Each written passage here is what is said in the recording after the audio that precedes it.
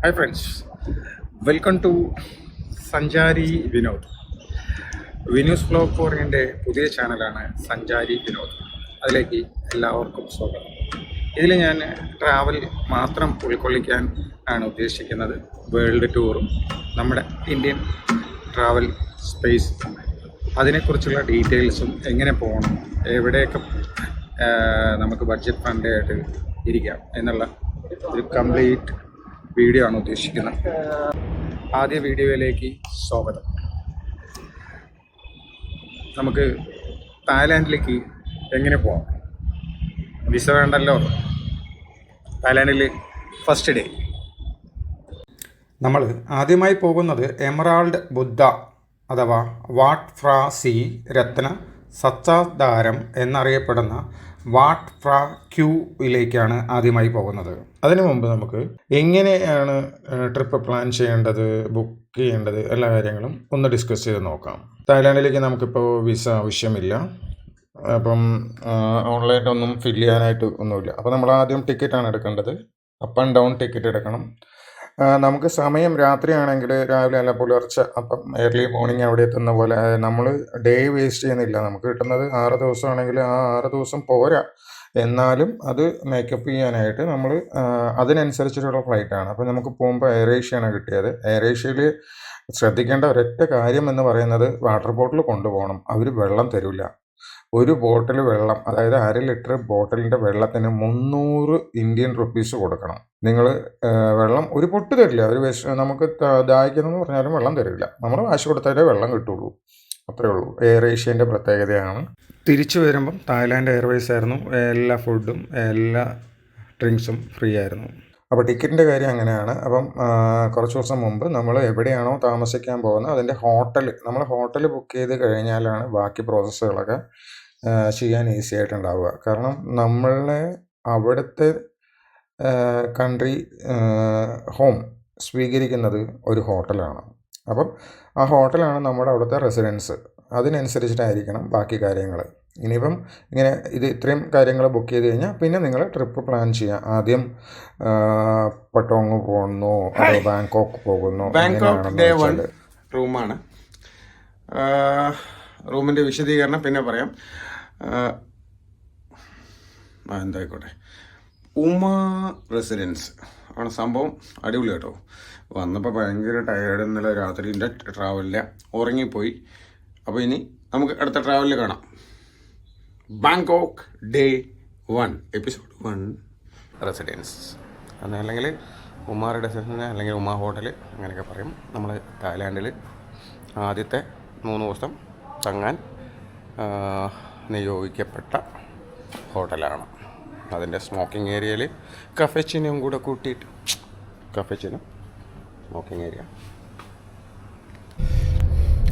ബാങ്കോക്കിലെ ആദ്യ ദിനം തായ്ലാൻഡിൽ ലാൻഡ് ചെയ്ത് നമ്മൾ കുറച്ച് റെസ്റ്റ് എടുത്തിട്ടോ. ഹോട്ടലിൽ പോയി ചെക്ക് ഇൻ ചെയ്ത് 500 രൂപ എക്സ്ട്രാ, 500 HPT, അതായത് THB എന്ന് പറഞ്ഞാൽ തായ്ലാൻഡ് കറൻസീൻ്റെ ബാട്ട്. ഓക്കെ, 500 രൂപ എക്സ്ട്രാ പേ ചെയ്തു. അത് കഴിഞ്ഞിട്ട് നമ്മൾ റൂം പോയി ചെക്ക് ഇൻ ചെയ്തു. പിന്നെ നമ്മൾ ഒരു 1/4 മണിക്കൂർ റെസ്റ്റ് എടുത്തു. കുളിച്ച് റെഡിയായി നമ്മൾ ഒരു ക്യാബ് ബുക്ക് ചെയ്തിട്ട് അടുത്ത അമ്പലത്തേക്ക് പോവാണ്. പിന്നെ തായ്ലാൻഡിൽ 2 എയർപോർട്ടുണ്ട്. തായ്ലാൻഡിലുള്ള 2 എയർപോർട്ട്, ഒന്ന് സുവർണഭൂമി, ഒന്ന് ഡോങ്മോങ് ഇൻ്റർനാഷണൽ എയർപോർട്ട്. നമ്മൾ ഫസ്റ്റ് പോയത് ഡോങ്മോങ് ആണ്. അത് കഴിഞ്ഞിട്ട് തിരിച്ചു വരുമ്പോൾ സുവർണഭൂമിയായിരുന്നു. അപ്പോൾ അവിടെ നിന്ന് നമ്മൾ ക്യാബ് ബുക്ക് ചെയ്ത് നമ്മുടെ ഹോട്ടലിലേക്ക് പോകുന്നു. ഞങ്ങൾ ഹോട്ടൽ ബുക്ക് ചെയ്തിരിക്കുന്നത് ബാങ്കോക്കിലായിരുന്നു. ഫസ്റ്റ് 3 ദിവസത്തെ ബുക്ക് ചെയ്തിട്ടുണ്ടായിരുന്നു. പക്ഷേ 2 ദിവസം കൊണ്ട് ക്യാൻസൽ ചെയ്തിട്ട് നമ്മൾ വേറെ സ്ഥലത്ത് പോയി. ചില സാഹചര്യങ്ങൾ കൊണ്ടാണ്. ഞങ്ങൾ ആദ്യം ബുക്ക് ചെയ്ത ഹോട്ടലിൻ്റെ പേര് ഉമ റെസിഡൻസി അഥവാ ഉമ ഹോട്ടൽ എന്നറിയപ്പെടും. അടിപൊളിയാണ് ഹോട്ടൽ. നല്ല സൗകര്യങ്ങളൊക്കെ ഉണ്ടായിരുന്നു. ടീ ഫെസിലിറ്റീസ് അങ്ങനത്തെയൊക്കെ ഉണ്ട്. ബ്രേക്ക്ഫാസ്റ്റ് ഇൻക്ലൂഡഡ് ആണ്.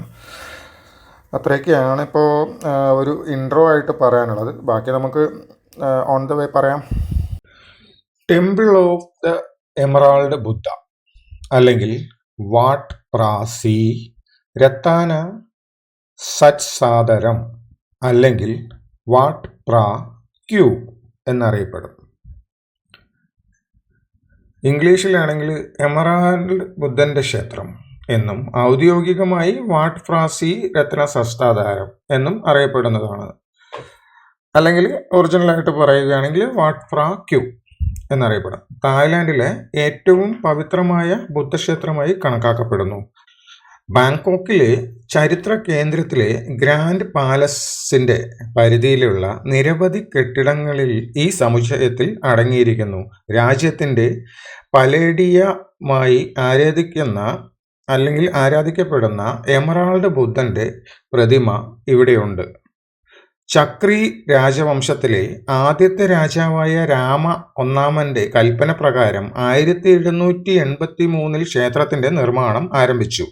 അതിനുശേഷം ഓരോ രാജാക്കന്മാരും അവരുടെ ഭരണകാലത്ത് ക്ഷേത്രം കൂട്ടിച്ചേർക്കുന്നതിലും പുനഃസ്ഥാപിക്കുന്നതിലും അലങ്കരിക്കുന്നതിലും മതപരമായ യോഗ്യത നേടുന്നതിനും രാജവംശത്തെ മഹത്വപ്പെടുത്തുന്നതിനുമുള്ള ഒരു മാർഗമായി വ്യക്തിപരമായി ഏർപ്പെട്ടിട്ടുണ്ട്. ഓരോ വർഷവും ക്ഷേത്രത്തിനുള്ളിൽ നിരവധി സുപ്രധാന സംസ്ഥാന രാജകീയ ചടങ്ങുകൾ നടക്കുന്നു. രാജാവ് നേരിട്ട് അധ്യക്ഷത വഹിക്കുകയും സർക്കാർ ഉദ്യോഗസ്ഥർ പങ്കെടുക്കുകയും ചെയ്യുന്നു. ഇത് ക്ഷേത്രത്തെ രാജ്യത്തെ പ്രമുഖ ആരാധനാലയമാക്കി മാറ്റുകയും രാജവാഴ്ചയ്ക്കും സംസ്ഥാനത്തിനും വേണ്ടിയുള്ള ഒരു ദേശീയ ആരാധനാലയമായി മാറുകയും ചെയ്യുന്നു. വർഷങ്ങളിലുടനീളം ഓരോ രാജാവും ക്ഷേത്രത്തിന് പവിത്രവും വിലപ്പെട്ടതുമായ വസ്തുക്കൾ ദാനം ചെയ്ത് അത് ഭണ്ഡാരമാക്കി മാറ്റുന്നു. ഇത്രയൊക്കെയാണ് നമ്മുടെ എമറാൾഡ് ബുദ്ധൻ്റെ ചരിത്രം നോക്കുകയാണെങ്കിൽ നമുക്ക് കാണാൻ കഴിയുന്നത്. അതായത് ഇപ്പം ഇങ്ങനെ ബുദ്ധൻ ഇങ്ങനെ കിടന്ന് ഒരു രൂപത്തിൽ, അതായത് ഒരു നല്ല പന പോലെ ഉയരത്തിലുള്ള ഒരു വലിയ സ്റ്റാച്ചു ആണ്. അതിങ്ങനെ കിടന്ന് കൈകുത്തി ധ്യാനനിരതനായി കിടക്കുന്ന ഒരു രൂപമാണ്. അടിപൊളി ആണ്. നല്ല ആർക്കിടെക്ചർ വർക്കുകളൊക്കെ ഉണ്ട് ഉള്ളിൽ. അടിപൊളി എന്ന് പറഞ്ഞാൽ അടിപൊളി. ബാക്കിയെല്ലാം കണ്ടു നോക്കൂ. എന്തെങ്കിലും ഡൗട്ട് ഉണ്ടെങ്കിൽ കമൻറ്റ് ബോക്സിലിടാം. കൂടുതൽ വീഡിയോ ഞാൻ വിനൂസ് ബ്ലോഗ് ഫോർ യുവിലായിരിക്കും ഇടുക. ഇതിൽ ഷോർട്സ് ആയിട്ട് കാര്യങ്ങൾ മാത്രം പറയുന്ന പോലെയാണ് ഇടുന്നത്. അങ്ങനെയാണ് ഉദ്ദേശിക്കുന്നത്. എല്ലാവരുടെയും സപ്പോർട്ടും വേണം. താങ്ക്സ്.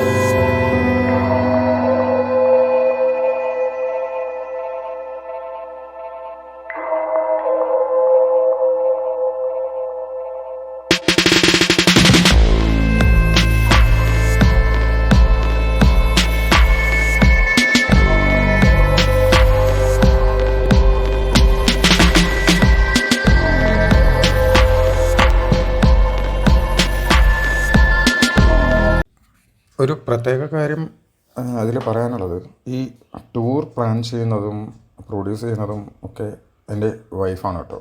അതിനൊരു നന്ദി അവൾക്ക് രേഖപ്പെടുത്തണം.